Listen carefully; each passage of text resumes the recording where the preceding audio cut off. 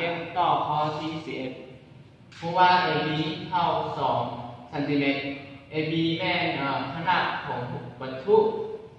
S แม่ระยะทางของวัตถุเท่า2 ซนติเมตร S ที่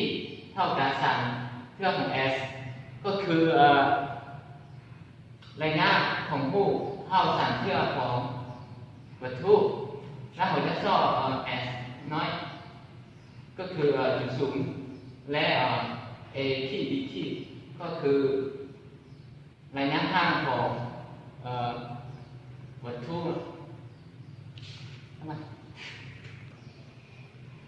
สอบ S สอบ X นอก X ก็คือจุดศูนย์ของตัดสอบหาระยะศูนย์และสอบหา A ที่ B ที่จากโลแกนจากสูตรมี1 ส่วน S เท่ากับ1 ส่วน S บวกให้1 ส่วน S ที่แล้วเราจะถอน S ออกแล้วเราพบว่า S ที่เท่ากับ3เครื่องของ S แล้วเราจะแทนS ที่ด้วย3S แล้วเราจะแทนค่า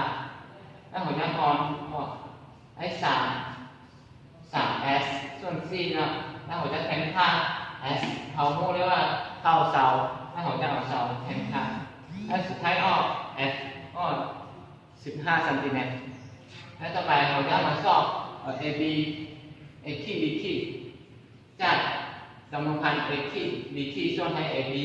เท่ากับ S ที่ส่วนให้ S ซึ่งเราจะถอน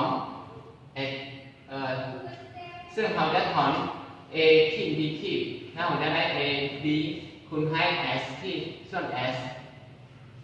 แล้วเราจะแทน S ที่เท่า 3S